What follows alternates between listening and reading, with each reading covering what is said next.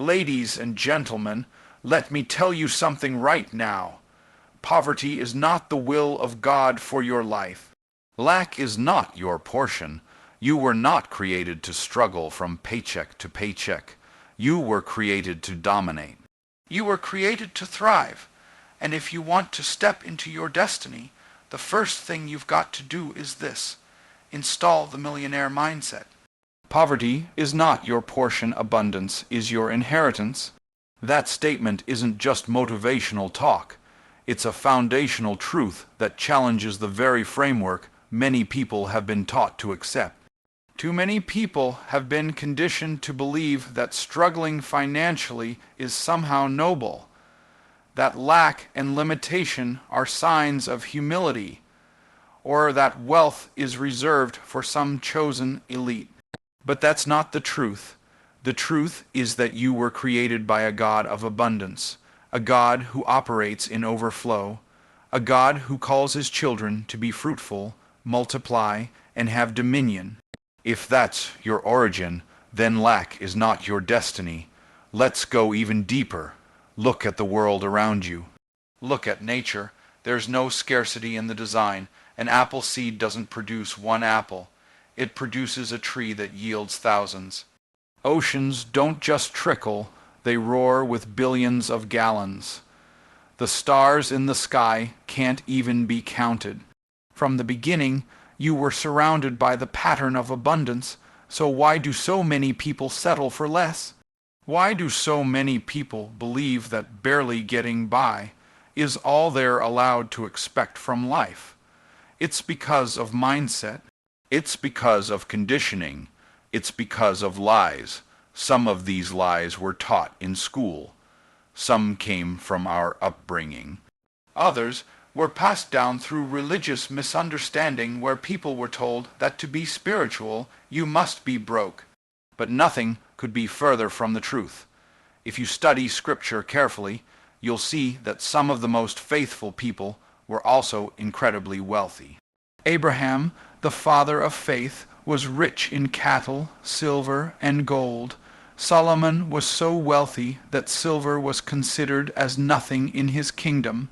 Wealth and righteousness are not enemies, they are powerful partners, when properly aligned with purpose. So when we say poverty is not your portion, we are saying it's not the rightful share that belongs to you. You were never meant to just scrape by. You were never meant to live in fear of bills, to make decisions based on what you can afford rather than what you're assigned to do. Poverty shrinks dreams. It limits vision. It causes people to make survival-based choices instead of faith-based decisions. That's not living, that's enduring, and that's not what you were designed for. Abundance is your inheritance. Inheritance is not earned. It's received because of who you are. You don't inherit something by working harder.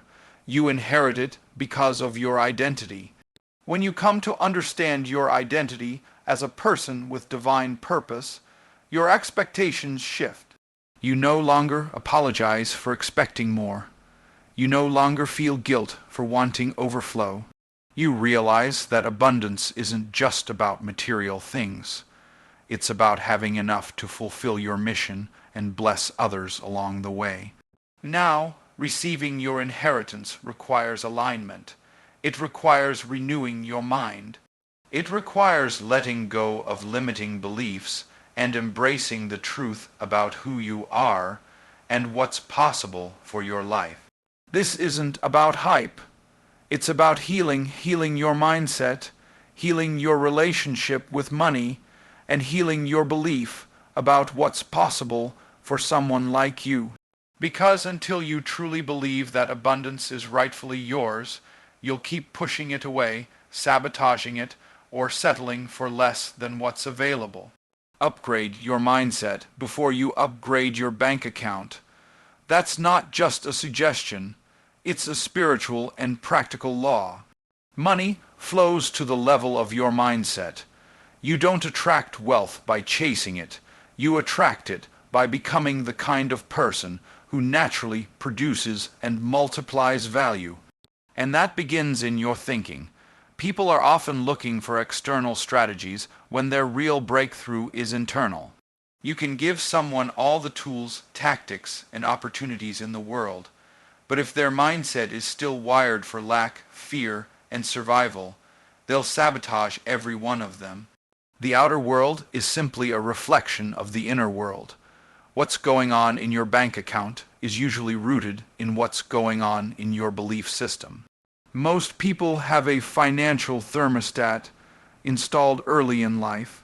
This thermostat is programmed by what they saw growing up, how their parents talked about money, what their community believed about wealth, and how society shaped their understanding of success. If that thermostat is set to scarcity, no matter how much money they make, they'll find ways to get rid of it. That's why people who win the lottery often lose it all within a few years. Their bank account grew, but their mindset didn't. The inner system didn't support the new level, so they unconsciously returned to what felt familiar. This is why real transformation doesn't start with money. It starts with the mind. The first upgrade in your mindset is this: you must see yourself as worthy of wealth. Not because you're perfect, but because you're called.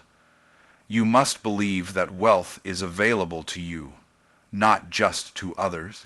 If deep down you think rich people are greedy, selfish, or corrupt, you'll never let yourself become one of them. Your subconscious won't allow you to become something you resent, so you've got to clean up your thinking. You've got to realize that money simply amplifies who you already are. If you're generous without much, you'll be even more generous with abundance. If you serve people now, you'll serve on a greater scale when you have more resources. Wealth doesn't corrupt character, it reveals it. Next, you've got to shift from a consumer mindset to a creator mindset. Consumers think about how to spend money. Creators think about how to multiply it. Consumers wait for opportunities. Creators build them. Consumers look for discounts. Creators look for value. This shift is crucial. When you begin to think like a creator, you see problems as possibilities. You start looking at the gifts and ideas inside of you not as hobbies, but as assets. You stop waiting for someone to give you permission, and you start giving yourself the authority to build. Another layer of mindset upgrade is detaching your identity from your past. Just because you've struggled before doesn't mean you're supposed to struggle forever. Your history is not your destiny. Your current circumstances do not define your potential. Too many people are loyal to a story that no longer serves them. They rehearse failures, they talk about what went wrong, but if your mouth keeps repeating lack, your life will keep reflecting it. Words are containers of belief, so when your mindset changes, your language changes too. Finally, upgrading your mindset means refusing to think small. Playing it safe, staying in your comfort zone, waiting for the right time, those are all symptoms of limited thinking. Wealth requires courage. It requires vision. It requires stepping into rooms you feel unqualified for and building things you've never seen done before. That kind of action only flows from an upgraded mind. A renewed mind sees opportunity where others see risk. A renewed mind understands that money is a tool, not a master. It knows that building wealth isn't about selfish gain, it's about fulfilling purpose with excellence and impact. Wealth is a responsibility, not a reward. That statement flips the script on how most people approach money. Too often, people chase wealth as if it's a trophy to prove their worth, a badge of honor that validates their value in the eyes of others. They think money will fix their insecurities, quiet their doubts, and elevate their social status. But true wealth doesn't operate that way. When understood correctly, wealth is not about status. It's about stewardship. It's not something you receive because you've arrived. It's something you manage because you've matured. When you begin to view wealth as a responsibility, It changes the way you handle it, think about it, and prepare for it. Responsibility means you don't wait for wealth to come before you decide how to use it. You get in position first. You develop the habits, systems, and mindset that wealth requires. You learn how to manage what you already have, no matter how little, so that you can handle more. People who treat small resources with care are the ones who prove they're ready for greater capacity. It's not about the amount, it's about the attitude. Many people ask for millions without asking why. They desire wealth, but haven't aligned themselves with the purpose behind it. Purpose is what gives wealth its direction. Without purpose, money becomes a distraction, even a destruction. But with purpose, money becomes a multiplier. It fuels vision. It creates impact. It lifts others. That's why wealth must be seen as a responsibility. It carries weight. It requires integrity. It demands clarity. It will test your character and reveal your motives. People often say, if I had more money, I'd give more. But that's rarely the case. Generosity doesn't start with increase. It starts with intent. If a person can't give from a place of lack, they likely won't give from a place of abundance. Wealth magnifies what's already inside. If selfishness is in the heart, money amplifies it. If compassion is in the heart, money fuels it. That's why the person you become in the process of building wealth matters more than the wealth itself. Who you are determines how you use what you have. When wealth is seen as a reward, it leads to entitlement, pride, and comparison. It becomes about proving something, trying to outshine others, showing off, or living for applause. But when you view it as responsibility, it brings humility. It grounds you in service. It reminds you that the resources you've been given are tools to bless others, not just benefit yourself. Responsibility creates a sense of calling. You understand that you've been entrusted with something bigger than you, and your role is to manage it wisely. The people who create generational wealth don't just think about money, they think about mission. They ask deeper questions. What legacy am I building? Who will this impact beyond me? How can I structure this in a way that outlives me? These questions don't arise from a desire to show off, but from a deep sense of stewardship. They understand that with greater resources comes greater influence, and with greater influence comes greater accountability. Wealth as a reward often leads to consumption, but wealth as a responsibility leads to contribution. Focus shifts from what can I get to what can I give, what can I solve, what can I build. This mindset elevates your decisions. It affects how you spend, how you invest, how you give, and even how you work. You stop chasing quick wins and start building long-term value. You stop thinking like an employee and start thinking like a builder. You recognize that every financial decision either moves you toward your mission or away from it. Kill the poverty spirit with truth and belief. The poverty spirit isn't about your bank account. It's about your mindset. It's a way of thinking, a set of beliefs, and an internal narrative that keeps people stuck in cycles of lack, limitation, and fear. You can have a poverty spirit, whether you're broke or wealthy. It has nothing to do with what you have and everything to do with what you believe. The poverty spirit whispers that there's never enough, that success is for others, that you're disqualified from abundance. It convinces you to shrink your dreams, play it safe, and settle for survival. The poverty spirit shows up in subtle ways. It makes you hesitate when opportunities arise. It tells you not to charge your worth. It makes you feel guilty for wanting more. It convinces you that lack is holy and struggle is spiritual, but these are lies. Lies that have been passed down through culture, upbringing, and even distorted teachings. They sound humble on the surface, but they produce bondage underneath. They keep people afraid of wealth, suspicious of success, and resistant to growth. The only way to kill a lie is with the truth. And the truth is that abundance is not evil, it's essential. It's not selfish to prosper when your prosperity is tied to purpose. The truth is that there is more than enough. There is no shortage in the source. Lack is not from God. It's the result of broken systems, broken thinking, and broken beliefs. The truth is that you are not meant to scrape by. You are meant to thrive, to multiply, to overflow, and to be a blessing to others. The truth sets you free, but only when you believe it. Belief is the engine that drives your thoughts, words, and actions. If you believe you are limited, you'll act in limited ways. You'll underprice your value, avoid risk, and talk yourself out of bold moves. But when you start to believe that you are capable, that you are worthy, that you are divinely designed for impact, everything begins to shift. Your posture changes, your decisions change, your results change. That's the power of belief. It activates transformation from the inside out.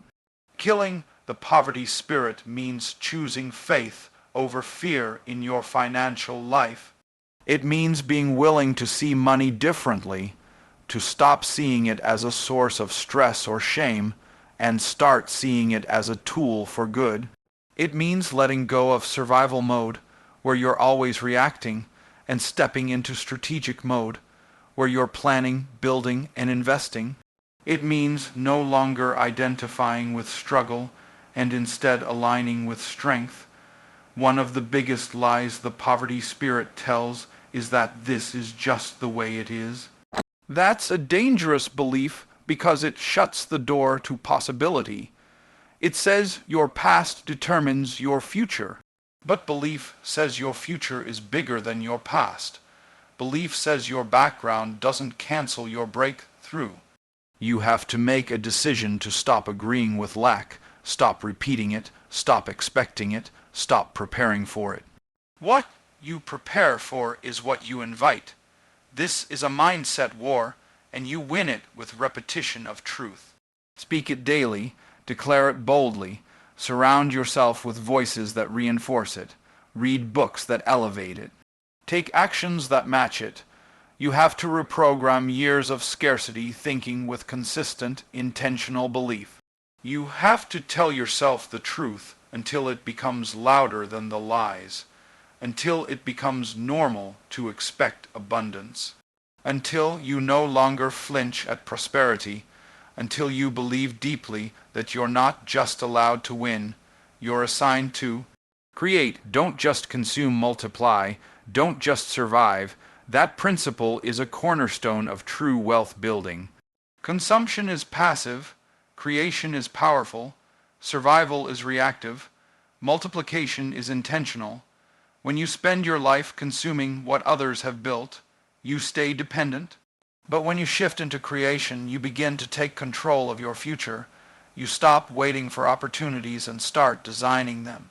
You stop being a spectator and become a producer. That mindset shift is essential if you ever want to experience sustained financial growth and personal fulfillment. Every person is born with creative capacity. You were made in the image of the ultimate creator. That means there's something inside you meant to be developed, expressed, and shared. It could be an idea, a solution, a product, a business, or a message. But if you never tap into that creative power, you end up stuck in cycles of consumption. You buy what others offer, you follow what others say, you depend on what others provide. And that's where most people live, not because they're not capable, but because they've been conditioned to think like consumers. The culture around us trains people to consume from an early age. Buy this, watch that, follow this trend. Like that post, but all that consumption numbs your creative edge. It dulls your imagination. It keeps you distracted and reactive. Instead of asking, what can I build? People ask, what can I get? But builders think differently. They walk into the same world as everyone else and see possibilities. They ask different questions. What needs solving? What's missing in the market? What pain can I heal? That's how creators operate.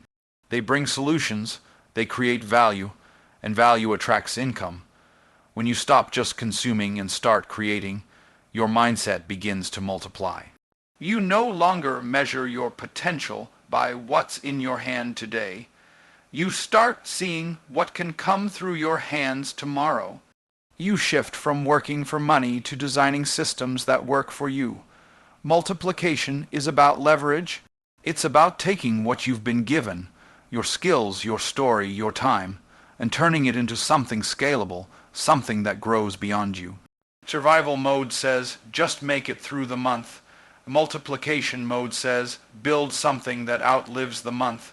And survival keeps you busy but not fruitful. It convinces you to hustle without vision, to work hard without building anything lasting. But multiplication demands vision. It forces you to ask how your work today can produce a harvest tomorrow. That's a different kind of thinking. That's the thinking of investors, entrepreneurs, leaders, and legacy builders. One of the biggest shifts you can make is to stop seeing money as the goal and start seeing it as a tool. Tools are meant to build. Money should work just like you do. When you create, your money can start multiplying. It can go into investments, products, partnerships, things that produce income even when you're not present. That's when you move from survival to strategy. That's when you stop trading time for money and start building assets that grow. Creation also ignites purpose. There's fulfillment that comes from producing something valuable, something that helps others, something that reflects your calling. Consumption can entertain you, but only creation can fulfill you. You were made to build, to solve, to lead, to multiply. And it starts with seeing yourself differently, not just as someone who buys, watches, or waits, but as someone who creates, designs, and leads. Multiplication isn't about working more hours. It's about working smarter. It's about thinking like a builder, creating with intention, designing your life with systems that grow, refusing to stay in the same place year after year. Not just making it, multiplying it. Act like a millionaire before you become one. That principle is not about pretending or putting on a show. It's about aligning your behavior with your belief before your bank account catches up. Wealth begins in the mind long before it shows up in your finances. If you wait until you have money to start thinking, moving, and living differently, you'll never have the structure to keep it when it comes. Acting like a millionaire is about operating from the level you're headed to, not the level you're currently in. It's about being the person in advance, so the results can follow. Millionaires don't think like most people. They don't make decisions based on emotion or desperation. They think long term, they operate from vision, and they invest in growth. They value time over money and systems over shortcuts. To act like a millionaire means adopting those same disciplines now. You don't need $1 million to think strategically. You don't need a mansion to keep your environment clean, organized, and intentional. You don't need designer clothes to carry yourself with confidence and excellence. The mindset comes first, and the money follows. There are habits you can implement today that position you for tomorrow. Wealthy people read differently. They study investment strategies, personal development, and leadership. They seek knowledge, not entertainment. They schedule their time with intention. They avoid distractions that don't serve their goals. They surround themselves with people who challenge their thinking and elevate their vision. Acting like a millionaire means refusing to live like a victim. It means taking full responsibility for your choices, your growth, and your outcomes. It's about stewardship, managing what you have well, regardless of how much it is. When you act like a millionaire, You stop making decisions based on lack. You start making decisions based on value, potential, and return.